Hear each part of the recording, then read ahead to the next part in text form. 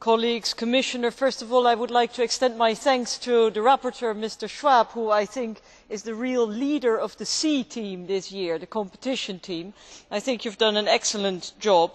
And as you know, Liberals attach great importance to competition policies, not only as a means to protect consumer interests, as you rightfully pointed out, but also to foster innovative, dynamic and competitive European markets.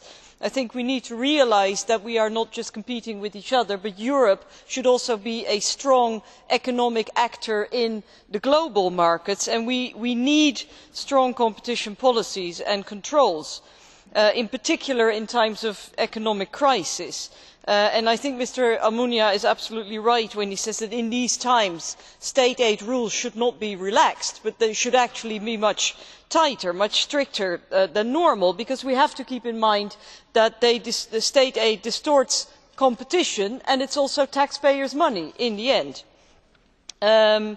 When it comes to state aid for the banks, I think there is a very good proposal in the report, paragraph 14, for a European system, European solutions for failing banks. And if we had had a European solution, then maybe the whole problem of banks that were too big to fail would have had a completely different dimension, because banks are only too big to fail in relation to the authority that bails them out.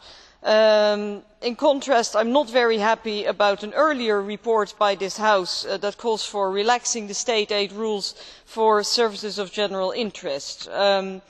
Then on the competition dialogue, I am very pleased with the proposals, and I think that our proposals in no way undermine or infringe upon the powers of the European Commission. Quite the contrary, I think they reflect the reality, the development of a political union in which economic policies and economic coordination become ever more important.